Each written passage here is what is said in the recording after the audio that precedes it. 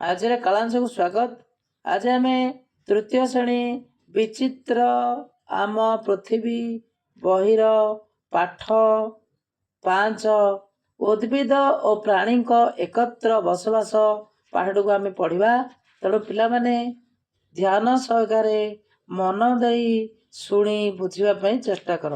ତେବେ ଆସ ପିଲାମାନେ ଏହି ପାଠଟିକୁ ଆମେ ସମ୍ପୂର୍ଣ୍ଣ ଭାବେ ଆଲୋଚନା କରିବା। ତୁମେ ପିଲାମାନେ ଚତୁର୍ଥ ପାଠରେ ଉଦ୍ଭିଦ ବିଷୟରେ ଜାଣିଲ, ଗଛ ବିଷୟରେ ଜାଣିଲେ। ତେଣୁ ସେଇ ଗଛରେ ମଧ୍ୟ କେତେକ ପଶୁ ପକ୍ଷୀ ରହିଥାନ୍ତି, ସେସବୁ ତୁମେ ଲକ୍ଷ୍ୟ କରିଛ। କିଏ ଗଛ ଉପରେ, କିଏ ଆଖପାଖରେ, କିଏ ଗଛ ତଳେ ଏସବୁ ରହିଥାନ୍ତି।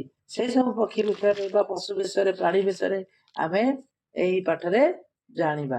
ଆମ ଚାରିପାଖରେ ଅନେକ ପ୍ରକାର ଗଛ ଦେଖୁ।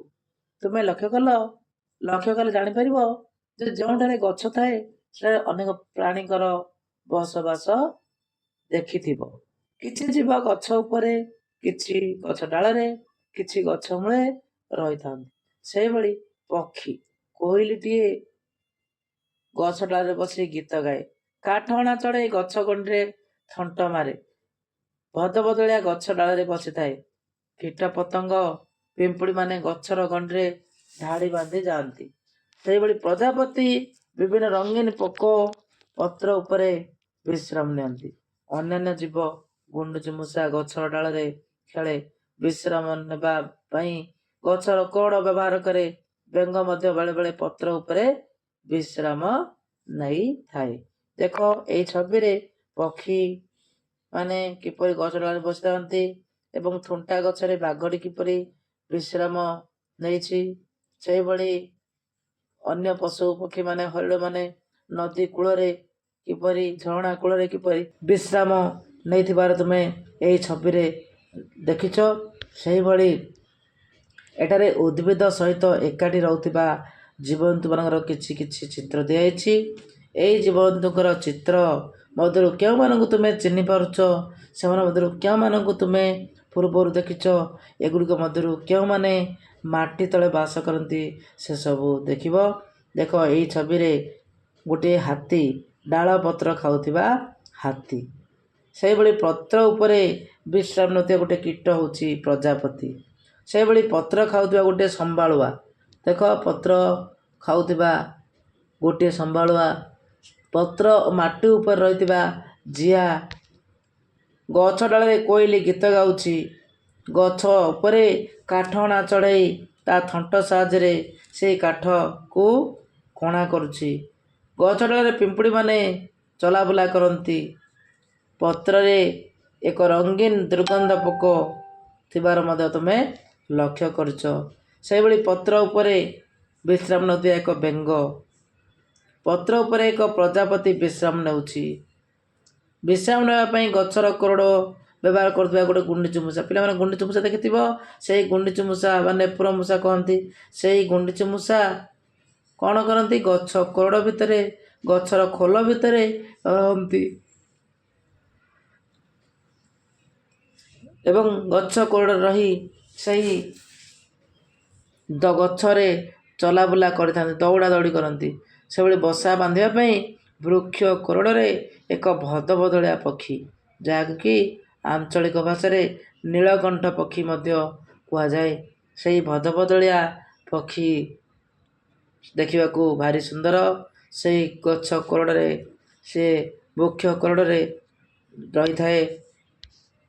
ଭଦଭଦଳିଆ ଆମ ହେଉଛି ରାଜ୍ୟର ପକ୍ଷୀ। ଯେପରି ଆମ ଜାତୀୟ ପକ୍ଷୀକୁ ମୟୂରକୁ ଆମ ଜାତୀୟ ପକ୍ଷୀ ବୋଲି କୁହାଯାଏ, ସେହିଭଳି ଭଦଭଦଳିଆ ପକ୍ଷୀ ହେଉଛି ଆମ ରାଜ୍ୟର ପକ୍ଷୀ। ଏହାକୁ ତୁମ ସ୍ଥାନୀୟ ଭାଷାରେ କ'ଣ କୁହାଯାଏ? ସ୍ଥାନୀୟ ଭାଷାରେ ନୀଳକଣ୍ଠ ପକ୍ଷୀ ମଧ୍ୟ କୁହାଯାଏ। କେହି କେହି ନୀଳକଣ୍ଠ, ନୀଳବର୍ଣ୍ଣ ନୀଳକଣ୍ଠ ବୋଲି କହନ୍ତି। ତାପରେ ଦେଖିବା, ଆସ କଥା ହେବା। ପୃଷ୍ଠା 63 ପୃଷ୍ଠାରେ ପ୍ରଦର୍ଶିତ ଜୀବଜନ୍ତୁମାନଙ୍କ ମଧ୍ୟରୁ କେଉଁମାନଙ୍କୁ ତୁମେ ପୂର୍ବରୁ ଜାଣିଛ, ଦେଖିଛ? ତୁମେ ସେମାନଙ୍କୁ କେଉଁଠାରେ କିପରି ଦେଖିଲ ତାହା ବର୍ଣ୍ଣନା କର। ସେମାନେ କେତେ ଛୋଟ କିମ୍ବା ବଡ଼ ତାହା ଦେଖାଇବା ପାଇଁ ତୁମ ଆଙ୍ଗୁଠି ହାତକୁ ବ୍ୟବହାର କରି କୁହ। ଦେଖ, ଏହି ଜୀବମାନେ ଉଦ୍ଭିଦ ସହ ରହିବାକୁ କାହିଁକି ପସନ୍ଦ କରନ୍ତି? ଏହାର ଉତ୍ତର ଆମେ ଲେଖିବା। ଜୀବଜନ୍ତୁମାନେ ମୁଖ୍ୟତଃ ନିମ୍ନଲିଖିତ କାରଣ ପାଇଁ ଉଦ୍ଭିଦ ଗଛଲତା ସହ ରହିବାକୁ ପସନ୍ଦ କରନ୍ତି। ଗୋଟିଏ ହେଲା ଖାଦ୍ୟ। ଅନେକ ପ୍ରାଣୀ ନିଜର ଆହାର ପାଇଁ ସମ୍ପୂର୍ଣ୍ଣ ଭାବେ ଉଦ୍ଭିଦ ଉପରେ ନିର୍ଭର କରନ୍ତି। ଗଛର ପତ୍ର, ଫଳ, ଫୁଲ ସେମାନଙ୍କ ପ୍ରଧାନ ଖାଦ୍ୟ ହୋଇଥାଏ। ସେହିଭଳି ଆଶ୍ରୟ ପାଇଁ ମଧ୍ୟ ଗଛରେ ଆଶ୍ରୟ ନେଇଥାନ୍ତି। ଗଛଗୁଡ଼ିକ ପଶୁପକ୍ଷୀ ରହିବା ପାଇଁ ଏକ ସୁରକ୍ଷିତ ସ୍ଥାନ ହୋଇଥାଏ। ପକ୍ଷୀମାନେ ଗଛରେ ବସା ବାନ୍ଧନ୍ତି ଏବଂ ଅନ୍ୟ ଜନ୍ତୁମାନେ ଏହାର ଛାଇରେ ରହନ୍ତି। ସୁରକ୍ଷା। ଗଛ ଘଞ୍ଚ ଜଙ୍ଗଲରେ ଜୀବଜନ୍ତୁଙ୍କୁ ଶିକାରୀ ପ୍ରାଣୀଙ୍କ କବଳରୁ ଏବଂ ଖରା, ବର୍ଷା, ଶୀତ ପରି ପ୍ରାକୃତିକ ବିପର୍ଯ୍ୟୟରୁ ରକ୍ଷା କରିଥାଏ। ସେହିଭଳି ଅମ୍ଳଜାନ। ଉଦ୍ଭିଦମାନେ ନିର୍ଗତ କରୁଥିବା ଅମ୍ଳଜାନ ଜୀବଜନ୍ତୁଙ୍କୁ ଶ୍ୱାସକ୍ରିୟାରେ ସାହାଯ୍ୟ କରିଥାଏ। ତେଣୁ ସେମାନେ ଉଦ୍ଭିଦ ସହ ରହିବାକୁ ପସନ୍ଦ କରନ୍ତି। ତାପରେ ଆମେ ଯିବା ମାଟିରେ ଜୀବନ। ଗୋଟିଏ ଗଛ ପାଖରେ ଠିଆ ହୁଅ। ତୁମେ ଖାଲି ପାଦରେ ଛିଡ଼ା ହୋଇପାର। ତୁମ ପାଦ ତଳ ମାଟିର ରଙ୍ଗ କ'ଣ? ଏଠାରେ ଉତ୍ତର ଲେଖିବା। ମୋ ପାଦ ତଳ ମାଟିର ରଙ୍ଗ ବାଦାମୀ ଅଟେ। କିଛି ଜାଗାରେ ଏହା କଳା, ନାଲି ମଧ୍ୟ ହୋଇପାରେ। ଆମେ ଯେଉଁଠି ଠିଆ ହେଇଛି ସବୁ ସ୍ଥାନର ମାଟି ସମାନ ନୁହେଁ। ମାଟିର ରଙ୍ଗ ମଧ୍ୟ ଭିନ୍ନ ଭିନ୍ନ। କଳା ମାଟି, ରଙ୍ଗ ମାଟି, ଗାଢ଼ ବାଦାମୀ ମାଟି, ଦୋରସା ମାଟି, ବାଲିଆ ମାଟି, ଏହିଭଳି ବିଭିନ୍ନ ପ୍ରକାରର ମାଟି ଆମେ ଦେଖୁ। ତାପରେ ଆମେ କାର୍ଯ୍ୟ 1 ଦେଖିବା। ତୁମ ଉଦ୍ଭିଦ ବନ୍ଧୁଙ୍କ ନିକଟକୁ ଅଳ୍ପ କିଛି ମାଟିକୁ ହାତରେ ନିଅ। ଏହାକୁ ସ୍ପର୍ଶ କଲେ ଏବଂ ଦେଖିଲେ କିପରି ଅନୁଭବ ହେଉଛି ତାକୁ ଲକ୍ଷ୍ୟ କରିବା। ଏହା ଶୁଖିଲା, ଆର୍ଦ୍ର, ଖଦଡ଼ା, ଚିକ୍କଣ, କଠିନ, ଦାନାଯୁକ୍ତ ଏହିଭଳି ହୋଇଥାଏ। ସେହିଭଳି ମାଟିରେ କୌଣସି ପତ୍ର କିମ୍ବା ପୋକ ଦେଖିବାକୁ ପାଇଲ? କୌଣସି ମାଟିରେ ପୋକ ଦେଖିବାକୁ ପାଇଲ କି? ତାହା ଲକ୍ଷ୍ୟ କରିବ। ମାଟିରେ ପତ୍ର କିମ୍ବା ପୋକ ଦେଖିବାକୁ ପାଇଲ କି? ଏବେ ମାଟିକୁ ଶୁଙ୍ଘି ବାସ୍ନାକୁ ମନେ ରଖ। ଏଠି ଲେଖାଯାଇଛି ମୋ ମାଟିର ଅନୁଭବ। ଖଦଡ଼ା, ଚିକ୍କଣ, କଠିନ, ଦାନାଯୁକ୍ତ। ମାଟି ଦେଖିବାକୁ କିପରି ତମେ ଲକ୍ଷ୍ୟ କରିବ। ତୁମେ ଯାହା ଦେଖିଲ ତାହା ଏଠି ଲେଖିବ। ଯଦି ଖଦଡ଼ା ଦେଖିଲ, ଖଦଡ଼ା ଟିକ୍ ଚିହ୍ନ ଦେବ। ଯଦି ଦାନାଯୁକ୍ତ ଦେଖିଲ, ଟିକ୍ ଚିହ୍ନ ଦେବ। ସେହିଭଳି ମୋ ମାଟିରେ ଥିଲା କିଛି ନାହିଁ। ପତ୍ର, ଛୋଟ ଛୋଟ ପଥର କିମ୍ବା କୀଟ ଯାହା ଦେଖିଲ। ଯଦି ପତ୍ର ପଡ଼ିଥିବା ଦେଖିଲ, ପତ୍ରରେ ଟିକ୍ ଚିହ୍ନ ଦେବ। ଛୋଟ ଛୋଟ ପଥର ଥିବାର ଦେଖିଲ, ଟିକ୍ ଚିହ୍ନ ଦେବ। ଏହିଭଳି ଆମେ ଦର୍ଶାଇବା। ତାପରେ ଆଗକୁ ଯିବା। ବର୍ଷା ହେବାର ଗୋଟିଏ ଦିନ ପରେ ଉପରୋକ୍ତ କାର୍ଯ୍ୟକୁ ପୁନରାବୃତ୍ତି କର। ଯାହା ତୁମେ କରିଥିଲ ସେହି କାର୍ଯ୍ୟକୁ ପୁଣି ପୁନରାବୃତ୍ତି କରିବ। ମନେକର ସେହି ସ୍ଥାନରୁ ମାଟି ଆଣ। ମାଟିର ରଙ୍ଗ, ଗଠନ ଓ ବାସ୍ନାରେ ତୁମେ କିଛି ପରିବର୍ତ୍ତନ ଲକ୍ଷ୍ୟ କଲ କି? ତୁମେ ଦେଖିବ ସେହି ମାଟିର କିଛି ପରିବର୍ତ୍ତନ ହେଲା କି? ଗଠନ, ବାସ୍ନାରେ କିଛି ପରିବର୍ତ୍ତନ ଲକ୍ଷ୍ୟ କଲ କି? ଗଛଠାରୁ କିଛି ଦୂରରେ ଥିବା ଅନ୍ୟ ଏକ ସ୍ଥାନରୁ ଅଳ୍ପ ମାଟି ନିଅ। ସେହି ଗଛଠାରୁ ଦୂରରେ ଅନ୍ୟ ଏକ ସ୍ଥାନରୁ ମାଟି ନେବ। ତୁମେ ପୂର୍ବରୁ ସଂଗ୍ରହ କରିଥିବା ମାଟିଠାରୁ ଏହା ଭିନ୍ନ କି? ଯଦି ହଁ, କିପରି? ମାଟିକୁ ଯତ୍ନର ସହ ନିରୀକ୍ଷଣ କର। ଭଲ ଭାବରେ ମାଟିକୁ ଲକ୍ଷ୍ୟ କରିବ। ଏଥିରେ ତୁମେ କେଉଁ ଛୋଟ ଛୋଟ ଜିନିଷ ଦେଖିବାକୁ ପାଇଲ ଲେଖିବ। ମାଟି ପୃଥିବୀ ପୃଷ୍ଠରେ ସବୁଠାରୁ ଉପର ସ୍ତର। ମାଟି ହେଉଛି ପୃଥିବୀର ସବୁଠାରୁ ଉପର ସ୍ତର। ଏହା ପଥରର ଛୋଟ ଛୋଟ ଖଣ୍ଡ, ଶୁଖିଲା ପତ୍ର, ଚେର, ଡାଳ, ମୃତ କୀଟପତଙ୍ଗ ଏବଂ ପ୍ରାଣୀଙ୍କ ଦେହାବଶେଷ ତିଆରି ହୋଇଥାଏ। ସେ ମାଟିରେ ତିଆରି ହୋଇଥାଏ। ତୁମେ ଲକ୍ଷ୍ୟ କରିବ, ଦେଖିବ। ମାଟିରେ ଅନେକ କୀଟପତଙ୍ଗ, ଅନ୍ୟାନ୍ୟ ଜୀବ ସବୁ ବାସ କରନ୍ତି। କେତେକକୁ ତୁମେ ଖାଲି ଆଖିରେ ଦେଖିପାରିବ, ଆଉ କେତେକ ଖାଲି ଆଖିରେ ଦେଖାଯିବ ନାହିଁ। ତେଣୁ ମାଟିର ଉପର ସ୍ତରରେ ଘାସ ପତ୍ର ଉପରେ ତୁମେ ପିମ୍ପୁଡ଼ି ଉଇ ଛୋଟ ଗୋବର ପୋକ ଏବଂ ଝିଣ୍ଟିକା ଭଳି କୀଟ ପତଙ୍ଗ ଦେଖିବାକୁ ପାଇବ। ତେଣୁ ସେଇ ମାଟିକୁ ଆମେ ନିରୀକ୍ଷଣ କଲେ ସେଥିରେ ବିଭିନ୍ନ ପ୍ରକାର କୀଟ ପତଙ୍ଗ ଉଇ ପିମ୍ପୁଡ଼ି ଜନ୍ଦା ଏସବୁ ଆମେ ଦେଖିବାକୁ ପାଇବା। ତାପରେ ଦେଖିବା ବର୍ଷା ହେଲେ ମାଟି ଓଦା ହୁଏ। ଯେତେବେଳେ ବର୍ଷା ହୁଏ ମାଟି ଓଦା ହୁଏ। ସେତେବେଳେ ଜିଆ ତେଲୁଣି ପୋକ ଭଳି ଅନ୍ୟ ଜୀବ ମଧ୍ୟ ଦେଖା ଦେଇପାରନ୍ତି। ସେହି ସମୟରେ ମାଟିର ଅଧିକ ଘାସ ଅନ୍ୟାନ୍ୟ ଉଦ୍ଭିଦ ବଢ଼ୁଥିବାର ଦେଖିବାକୁ ମିଳିପାରେ। ତାପରେ ଆସ କଥା ହେବା ବର୍ଷା ଦିନେ ଆଖପାଖରେ ଆହୁରି ଅନେକ ଉଦ୍ଭିଦ ଜୀବଜନ୍ତୁ ଦେଖିବାକୁ ପାଇବ। ଏହି ନୂଆ ଉଦ୍ଭିଦ ଓ ଜୀବଜନ୍ତୁ କେଉଁଠାରୁ ଆସିଲେ? ତୁମେ ସେଗୁଡ଼ିକ ପୂର୍ବରୁ କାହିଁକି ଦେଖିପାରିନଥିଲ? ଆମେ ଲେଖିବା ଉତ୍ତର। ବର୍ଷା ପାଣି ପାଇବା ପରେ ମଞ୍ଜିରୁ ନୂଆ ଗଛ ଉଠିଲା ଏବଂ ମାଟି ତଳେ ଥିବା ପୋକମାନେ ବାହାରକୁ ଚାଲି ଆସିଲେ। ଯେହେତୁ ବର୍ଷା ଦିନେ ପୂର୍ବରୁ ଖରାଦିନେ ଥିଲା, ତେଣୁ ଉଦ୍ଭିଦର ମଞ୍ଜି ଜୀବଜନ୍ତୁମାନେ ମାଟି ତଳେ ଲୁଚି ରହିଥିଲେ। ଯେତେବେଳେ ପାଣି ପଡ଼ିଲା ସେଥିରୁ ଗଜା ହେଲା ଏବଂ ଗଛ ସୃଷ୍ଟି ହେଲା। ଠିକ୍ ସେହିଭଳି ମାଟି ଭିତରେ ବହୁତ ପୋକ ଜୋକ ରହିଥିଲେ। ଯେତେବେଳେ ପାଣି ପଡ଼ିଲା ସେମାନେ ସବୁ ଉପରକୁ ଉଠି ଆସିଲେ। ବର୍ତ୍ତମାନ କାର୍ଯ୍ୟ 2। ତୁମ ଉଦ୍ଭିଦ ବନ୍ଧୁଙ୍କ ନିକଟରେ ଠିଆ ହୁଅ। ଚାରିଆଡ଼େ ଲକ୍ଷ୍ୟ କର। ତୁମେ କେତେ ପ୍ରକାର ଭିନ୍ନ ପ୍ରାଣୀଙ୍କ ଚିହ୍ନଟ କରିପାରୁଛ? ସେମାନଙ୍କ ବିଷୟରେ କୁହ। ନିମ୍ନ ସାରଣୀ ପୂରଣ କର। ଯଦି ଆବଶ୍ୟକ ହୁଏ ତୁମେ ଦିଆଯାଇଥିବା ଚିତ୍ରଗୁଡ଼ିକ ବ୍ୟବହାର କରିପାର। ମୁଁ ଦେଖିଲି। ଏଠି ବର୍ଣ୍ଣନା କରିବ। ଗୋଟିଏ କ୍ଷୁଦ୍ର ପୋକ। ମାଟିକୁ ଆମେ ଦେଖିଲେ ମୁଁ ଗୋଟିଏ କ୍ଷୁଦ୍ର ପୋକ ଦେଖିଲି। ଏହା କେଉଁଠାରେ ଥିଲା? ଘାସରେ ଥିଲା। ଏହା କ'ଣ କରୁଥିଲା? କ୍ଷୁଦ୍ର ପୋକଟି ଡେଉଁଥିଲା। ଠିକ୍ ସେଭଳି ଦୁର୍ବଳ କାଣ୍ଡ ଥିବା ଗଛ କେଉଁଠି ଥିଲା? ନିକଟରେ ଥିବା ଆଉ ଏକ ଗଛରେ ଥିଲା। ଏହା କ'ଣ କରୁଥିଲା? କିଛି ନୁହେଁ। ତାପରେ ତୁମେ ଲେଖିବ ଗୋଟିଏ କଳା ରଙ୍ଗର ପକ୍ଷୀ କାଉ। ସେ ଗଛ ଡାଳରେ ରହୁଥିଲା। କ'ଣ କରୁଥିଲା? ବସିଥିଲା, ରାବୁଥିଲା। ଠିକ୍ ସେହିଭଳି ଆଉ ବାକି ଅନୁସାରେ ଲେଖିବା। ଗୋଟିଏ ଲାଲ ଛାର ପୋକ ପଚି ଯାଇଥିବା ଫଳ ଉପରେ ଦେଖିଲୁ।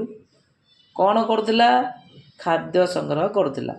ଗୋଟିଏ ଝିଟିପିଟି ଗଛ ପାଖରେ ପଡ଼ିଥିବା ପଥର ଉପରେ ରହିଥିଲା। ସେ କ'ଣ କରୁଥିଲା? ଖରା ପୋଉଁଥିଲା। ତାପରେ ଆମେ ଆଗକୁ ଯିବା। ପଚି ଯାଇଥିବା ଫଳ ଉପରେ ଲାଲ ଛାର ପୋକ ଦେଖିଲ। ପତ୍ର ଉପରେ ବସିଥିବା ନୀଳ କୀଟ ଦେଖିଲ। ପତ୍ର ଉପରେ ପିମ୍ପୁଡ଼ି ଦେଖିଲ।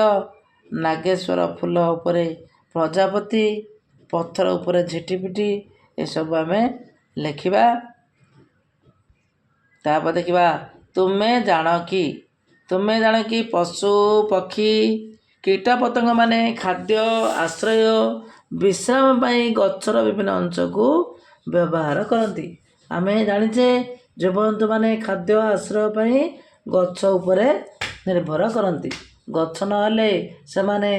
ଗଛ ନଥିଲା ସେମାନେ ଖାଦ୍ୟ କେଉଁଠୁ ପାଇଥାନ୍ତେ ଏବଂ କେଉଁଠାରେ ବିଶ୍ରାମ ନେଇଥାନ୍ତେ?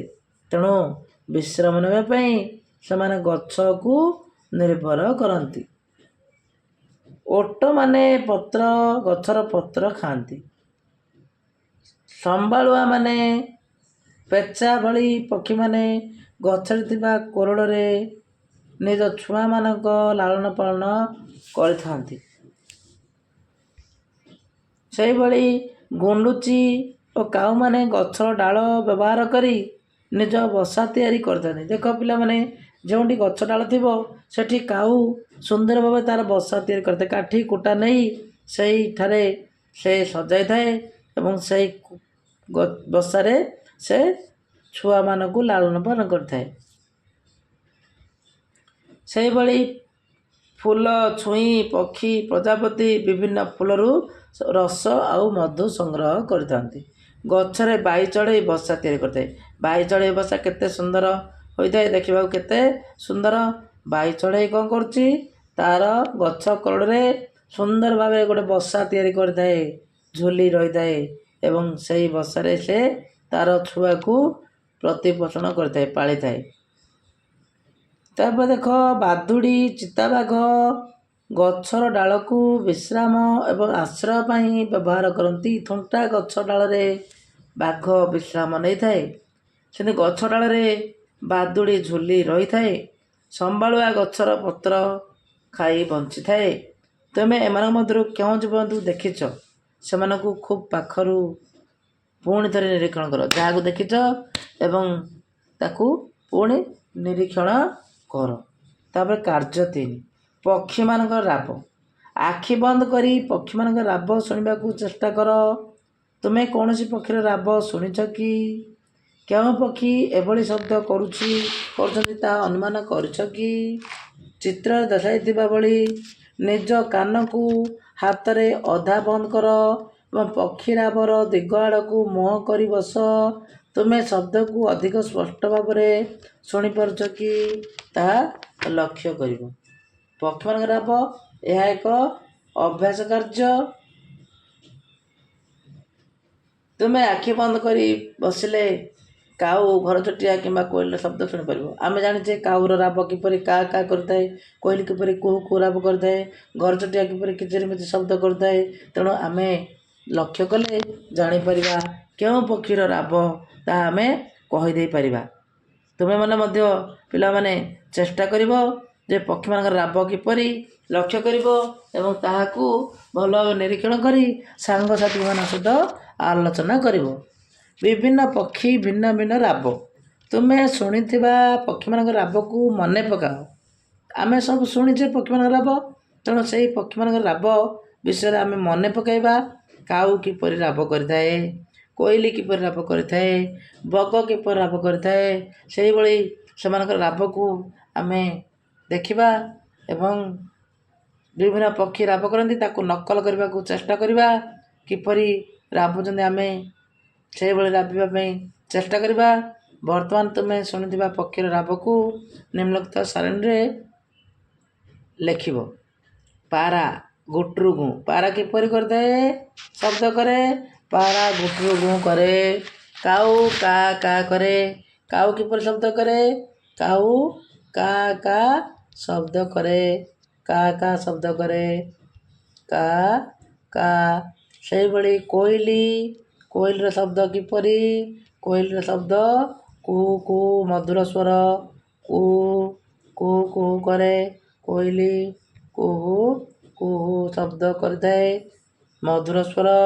ଘରଚଟିଆ କିପରି ଶବ୍ଦ କରେ? ଘରଚଟିଆ କିଚିରି ମିଚିରି ଶବ୍ଦ କରେ। ଘରଚଟିଆ କିଚିରି ମିଚିରି ଶବ୍ଦ କରେ। କିଚିରି ମିଚିରି କରିଥାଏ ଘରଚଟିଆ। ତାପରେ ଦେଖିବା କୁକୁଡ଼ା, କୁକୁଡ଼ା କୁକୁଡ଼ୁ କୁ କୁକୁଡ଼ୁ କୁ କରିଥାଏ। ଆମେ ସବୁ ରାବ ଶୁଣିଛେ, ତେଣୁ କୁକୁଡ଼ାର ରାବ କୁକୁଡ଼ୁ କୁ, କୁକୁଡ଼ୁ କୁ, କୁକୁଡ଼ୁ କୁ ବୋଲି କୁକୁଡ଼ା ରାବ କରିଥାଏ। ତାପରେ ଆମେ ଆଗକୁ ଯିବା। ଯଦି ପକ୍ଷୀମାନଙ୍କର କୌଣସି ଶବ୍ଦ ଶୁଭୁନାହିଁ, ତେବେ ଏହାର କାରଣ କ'ଣ ବୋଲି ତୁମେ ଭାବୁଛ? ତୁମେ ଅଧିକାଂଶ ପକ୍ଷୀଙ୍କ ରାବ କେଉଁ ସମୟରେ ଶୁଣିବାକୁ ପାଅ?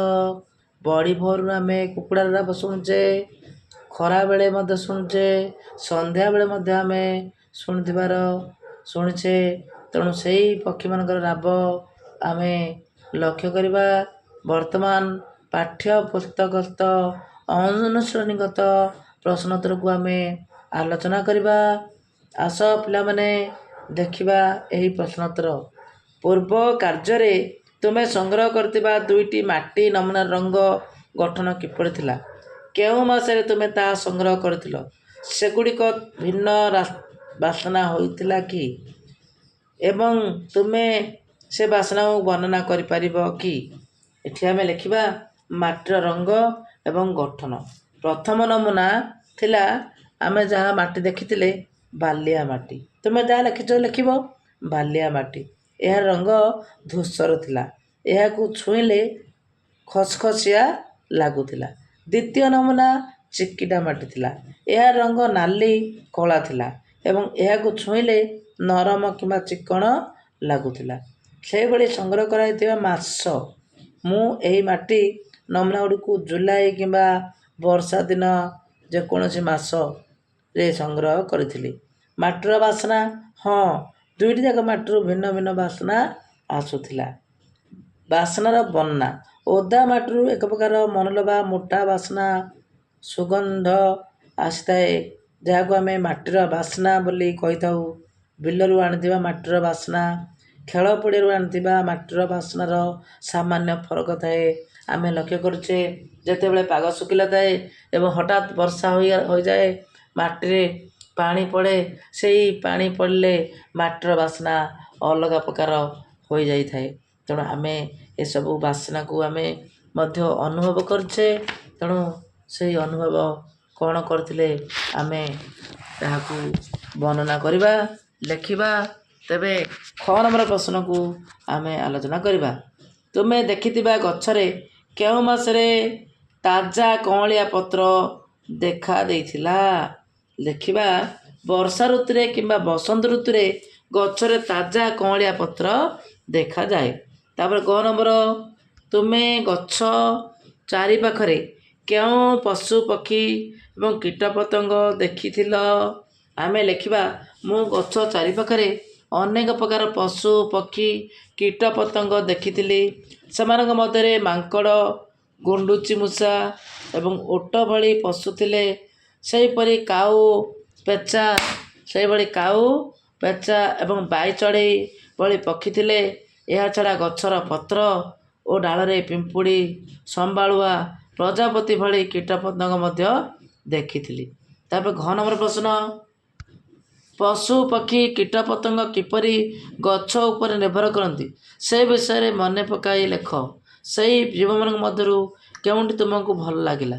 ଦେଖ, ଏଠି ଲେଖିବା, ପଶୁ ପକ୍ଷୀ ଏବଂ କୀଟପତଙ୍ଗମାନେ ନିଜର ଆଶ୍ରୟ ଏବଂ ବିଶ୍ରାମ ପାଇଁ ଗଛର ବିଭିନ୍ନ ଅଂଶକୁ ବ୍ୟବହାର କରନ୍ତି।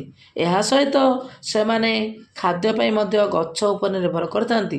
ନିମ୍ନରେ ଏହାର କିଛି ଉଦାହରଣ ଦିଆଗଲା। ଖାଦ୍ୟ ପାଇଁ ନିର୍ଭରଶୀଳତା, ଓଟମାନେ ଗଛର ପତ୍ର ଖାଆନ୍ତି। ମାଙ୍କଡ଼ମାନେ ଗଛର ଫଳ ଖାଇବାକୁ ଭଲ ପାଆନ୍ତି। ସମ୍ବାଳୁଆ ଗଛର ପତ୍ର ଖାଇ ବଞ୍ଚେ। ଫୁଲ ଛୁଇଁ ପକ୍ଷୀ ପ୍ରଜାପତି ବିଭିନ୍ନ ଫୁଲରୁ ରସ ଓ ମହୁ ସଂଗ୍ରହ କରିଥାନ୍ତି। ଆଶ୍ରୟ ବିଶ୍ରାମ ପାଇଁ ନିର୍ଭରଶୀଳତା, ବାଦୁଡ଼ି ଏବଂ ଚିତାବାଘ ଗଛର ଡାଳକୁ ବିଶ୍ରାମ ଏବଂ ଆଶ୍ରୟ ପାଇଁ ବ୍ୟବହାର କରନ୍ତି। ପେଚା ଭଳି ପକ୍ଷୀମାନେ ଗଛରେ ଥିବା କୋରଡ଼ରେ ନିଜ ଛୁଆମାନଙ୍କର ଲାଳନ ପାଳନ କରିଥାନ୍ତି। ଗୁଣ୍ଡୁଚି କାଉମାନେ ଗଛର ଡାଳ ବ୍ୟବହାର କରି ନିଜ ବସା ତିଆରି କରିଥାନ୍ତି ଏବଂ ସେମାନଙ୍କର ଛୋଟ ଛୁଆମାନଙ୍କୁ ଲାଳନ ପାଳନ କରିଥାନ୍ତି। ଗଛରେ ବାଇଚଢ଼େଇ ମଧ୍ୟ ନିଜର ସୁନ୍ଦର ବସା ତିଆରି କରନ୍ତି। ତାପରେ ପସନ୍ଦ ଜୀବ ନମୁନା, ସେହି ଜୀବମାନଙ୍କ ମଧ୍ୟରୁ ମୋତେ ଗୁଣ୍ଡୁଚି ମୂଷା ସବୁଠାରୁ ଭଲ ଲାଗିଲା, କାରଣ ଏହା ଖୁବ୍ ଚଞ୍ଚଳ ଏବଂ ଏହା ଗଛ ଡାଳରେ ଖୁବ୍ କ୍ଷିପ୍ର ଗତିରେ ଦୌଡ଼ିପାରେ। ତାପରେ ନମ୍ବର ପ୍ରଶ୍ନକୁ ଯିବା। ମାଟି କେଉଁଥିରେ ଗଠିତ? ମାଟି ପଥର ଗୁଣ୍ଡ, ବାଲି, ଶୁଖିଲା ପତ୍ର ଏବଂ ମୃତ ଜୀବଙ୍କ ଅଂଶରେ ଗଠିତ। ତାପରେ ଆମେ ଆଗକୁ ଯିବା। 2 ନମ୍ବର, ଲେଖ। ଏଠି ଲେଖା ହେଇଛି ଲେଖ, ସେ ବିଷୟରେ ଆମେ କିଛି ଲେଖିବା। ଦେଖ, ଉଦ୍ଭିଦ ନିକଟରେ କିମ୍ବା ଉଦ୍ଭିଦ ଉପରେ ତୁମେ ଦେଖିଥିବା ଦୁଇଟି ପ୍ରାଣୀଙ୍କ ନାମ ଲେଖ। ଏଠି ଆମେ ଲେଖିବା, ଉଦ୍ଭିଦ ନିକଟରେ କିମ୍ବା ଉଦ୍ଭିଦ ଉପରେ ତୁମେ ଦେଖିଥିବା ଦୁଇଟି ପ୍ରାଣୀ। ଗୋଟିଏ ଆମେ ଲେଖିବା ପିମ୍ପୁଡ଼ି, ଲେଖିବା ପିମ୍ପୁଡ଼ି। ଆଉ କାହାକୁ ଲେଖିବା? ପ୍ରଜାପତି, ଉଦ୍ଭିଦ ଉଲୁଛି ପ୍ରଜାପତି ଲେଖିବା। ତାପରେ ଏହି ପ୍ରାଣୀମାନଙ୍କର ଆକୃତି, ଆକାର ଏବଂ ରଙ୍ଗ ବର୍ଣ୍ଣନା କର। ପିମ୍ପୁଡ଼ିର ଆକାର, ଆକୃତି, ରଙ୍ଗ ବର୍ଣ୍ଣନା କରିବ। ଏହା ଦେଖିବାକୁ ଛୋଟ, ନାଲି କିମ୍ବା କଳା ରଙ୍ଗ। ପିମ୍ପୁଡ଼ି କିପରି ରଙ୍ଗ? ନାଲି ହୋଇଥାଏ, କଳା ରଙ୍ଗର ମଧ୍ୟ ଦେଖିବାକୁ ମିଳେ। ତାପରେ ପ୍ରଜାପତି, ପ୍ରଜାପତି ଦେଖିବାକୁ କିପରି? ତାର ଛୋଟ ଡେଣା ରଙ୍ଗୀନ, ଡେଣା ଛୋଟ ରଙ୍ଗୀନ, ବିଭିନ୍ନ ରଙ୍ଗୀନ ଥାଏ। ଛୋଟ ଡେଣା ଥାଏ ଆଉ ରଙ୍ଗୀନ ମଧ୍ୟ ହୋଇଥାଏ। ଲେଖିବା ରଙ୍ଗୀନ। ତାପରେ ଲେଖିବା କ'ଣ? ଅନୁମାନ କରି ଏହି ପ୍ରାଣୀମାନେ କାହିଁକି ଏହି ଉଦ୍ଭିଦରେ ରହୁଥିଲେ? ଏଠି ଲେଖିବା କାହିଁକି ଏହି ଉଦ୍ଭିଦରେ ରହୁଥିଲେ? ନା ଖାଦ୍ୟ ଖୋଜିବା ପାଇଁ। ଖାଦ୍ୟ ଖୋଜିବା ପାଇଁ ଗଛ ରହୁଥିଲେ। ଖାଦ୍ୟ ଖୋଜିବା। ପ୍ରଜାପତି କାହିଁକି ରହୁଥିଲା? ପ୍ରଜାପତି ଫୁଲରୁ ମହୁ ପିଇବା ପାଇଁ। ଫୁଲରୁ ମହୁ ସଂଗ୍ରହ କରିବା। ଫୁଲରୁ ମହୁ ସଂଗ୍ରହ କରିବା ପାଇଁ। ତାପରେ ଯିବା ଆଗକୁ ଯିବା। ଏହି ପ୍ରାଣୀମାନଙ୍କ ବିଷୟରେ ତୁମେ ଅନ୍ୟ କେଉଁ ମଜାଳିଆ କଥା ଦେଖିଛ? ଦେଖିବା ଏଠି ସେମାନେ ଧାଡ଼ି ବାନ୍ଧି ଯାଉଥିଲେ। ପିମ୍ପୁଡ଼ିମାନେ କିପରି ଯାଉଥିଲେ? ପିମ୍ପୁଡ଼ିମାନେ ଧାଡ଼ି ବାନ୍ଧି ଯାଉଥିବାର ଆମେ ଲକ୍ଷ୍ୟ କରୁଛେ। ଧାଡ଼ି ବାନ୍ଧି ପିମ୍ପୁଡ଼ିମାନେ ଯାଉଥିଲେ। ତାପରେ ପ୍ରଜାପତି କ'ଣ କରୁଥିଲା? ପ୍ରଜାପତି ଫୁଲ ଉପରେ ବସି ଡେଣା ହଲାଉଥିଲା। ପ୍ରଜାପତି ଫୁଲରେ ବସି ଡେଣା ହଲାଉଥିଲା। ପ୍ରଜାପତି ଫୁଲରେ ବସି ଡେଣା ହଲାଉଥିଲା। ଫୁଲରେ ବସି ଡେଣା ହଲାଉଥିବାର ଆମେ ଲକ୍ଷ୍ୟ କଲେ। ବର୍ତ୍ତମାନ ଆମେ 3 ନମ୍ବର ପ୍ରଶ୍ନ, ଚିତ୍ର ଅଙ୍କନ କର। ମନେ ଅଛି ତୁମର ଉଦ୍ଭିଦ ବନ୍ଧୁଙ୍କ ବିଷୟରେ ତୁମେ ଲେଖିଥିଲ। ବର୍ତ୍ତମାନ ତୁମର ଉଦ୍ଭିଦ ବନ୍ଧୁଙ୍କ ଚିତ୍ର ଆଙ୍କିବାକୁ ଚେଷ୍ଟା କର। ତୁମେ ଉଦ୍ଭିଦର କେଉଁ ସ୍ଥାନରେ ପଶୁ, ପକ୍ଷୀ କିମ୍ବା କୀଟପତଙ୍ଗକୁ ଦେଖିଛ, ତାହା ଦେଖାଇବା ପାଇଁ ତୁମର ଚିତ୍ରରେ ବିଭିନ୍ନ ରଙ୍ଗର ଛୋଟ ଛୋଟ ବିନ୍ଦୁ ବ୍ୟବହାର କରି ଦର୍ଶାଅ। ଏଠି ଆମେ ଚିତ୍ର ଅଙ୍କନ କରିବା। ଗଛର ଚିତ୍ର ଅଙ୍କନ କରି ସେଠାରେ ବିଭିନ୍ନ ପଶୁ ପକ୍ଷୀମାନଙ୍କୁ ଆଶ୍ରୟ ଦେବା ଏବଂ ସେମାନଙ୍କ ପଶୁ ପକ୍ଷୀଙ୍କର ଚିତ୍ର ମଧ୍ୟ ଦେଖାଇବା। ତାପରେ କ୍ରମରେ ସଜାଅ। 4 ନମ୍ବର, କ୍ରମରେ ସଜାଅ। କାହା ପରେ କିଏ ଆମେ ସଜାଇବା। ଦିନେ ସୌରଭ ଟଗର ଗଛରେ ଏକ ସମ୍ବାଳୁଆ ଦେଖିଲା। ତାକୁ ଏହା ଖୁବ୍ ମଜା ଲାଗିଲା। ପ୍ରାୟ 10 ମିନିଟ୍ ପର୍ଯ୍ୟନ୍ତ ସେ ଏହାକୁ ନିରୀକ୍ଷଣ କଲା। ଏହା କ୍ରମାଗତ ଭାବରେ କୋମଳ ପତ୍ର ଖାଉଥିଲା। ତା ମା ତା ପାଖକୁ ଆସିଲେ ତାକୁ ପ୍ରତିଦିନ ଏହାକୁ ନିରୀକ୍ଷଣ କରିବାକୁ କହିଲେ। ସୌରଭ ଅଧିକ ଉତ୍ସୁକ ହୋଇ ଉଠିଲା। ଜଣେ ବୟସ୍କ ବ୍ୟକ୍ତିଙ୍କ ପରାମର୍ଶ ନେଇ ନିମ୍ନ ଘଟଣାଟିକୁ କ୍ରମରେ ସଜାଅ। ଆମେ ମଧ୍ୟ ସେହିଭଳି ଗୋଟିଏ ପକ୍ଷୀ ସମ୍ବାଳକୁ ଲକ୍ଷ୍ୟ କରିବା। ଲକ୍ଷ୍ୟ କରି ଆମେ କ୍ରମକୁ ଲେଖିବା। ଦେଖ ଏଠି କ'ଣ କ୍ରମ ହେବ? ଏଠି ଯାହା ଲେଖା ହେଇଛି, ଏବେ ଏହା ଏକ ପ୍ରଜାପତି ହୋଇଗଲା। ସମ୍ବାଳୁଆ ଏକ କୋଷା ତିଆରି କଲା। ଏହା ଧୀରେ ଧୀରେ ଉଡ଼ିଗଲା। ଦିନେ ଏହା ଖାଇବା ବନ୍ଦ କରିଦେଲା। ଏହା କୋଷାରୁ ବାହାରି ଆସିଲା। ତାକୁ ଆମେ ସଜାଇବା, କ୍ରମରେ ଲେଖିବା। ଦିନେ ଏହା ଖାଇବା ବନ୍ଦ କରିଦେଲା। 2 ନମ୍ବର, ସମ୍ବାଳୁଆ ଏକ କୋଷା ତିଆରି କଲା। ସମ୍ବାଳୁଆ ଏକ କୋଷ ତିଆରି କଲା। 3 ନମ୍ବରରେ ଆମେ ଲେଖିବା, ଏବେ ଏହା ପ୍ରଜାପତି ହୋଇଗଲା। 4 ନମ୍ବର, ଏହା କୋଷାରୁ ବାହାରି ଆସିଲା। ଏହା ଧୀରେ ଧୀରେ ଉଡ଼ିଗଲା। ଯେଉଁ ସମ୍ବାଳୁଆ ଘରଟିଏ କରିଥିଲା ତାପରେ ଧୀରେ ଧୀରେ ସେଥିରୁ ବାହାରି ଆସିଲା। ବର୍ତ୍ତମାନ ଏହି ପାଠଟି ସମ୍ପୂର୍ଣ୍ଣ ହୋଇଛି। ପରବର୍ତ୍ତୀ କ୍ଲାସରେ ଆମେ ଅନ୍ୟ ଏକ ପାଠକୁ ଆଲୋଚନା କରିବା। ଆଶା କରୁଛି ଏହି ଭିଡ଼ିଓଟି ଭଲ ଲାଗିଥିବ। ଯଦି ଭଲ ଲାଗିଛି ତାହେଲେ ଲାଇକ୍ କରିବ। ପୁଣି ପରବର୍ତ୍ତୀ କ୍ଲାସରେ ଦେଖା ହେବ। ବର୍ତ୍ତମାନ ପାଇଁ ବିଦାୟ ନେଉଛି।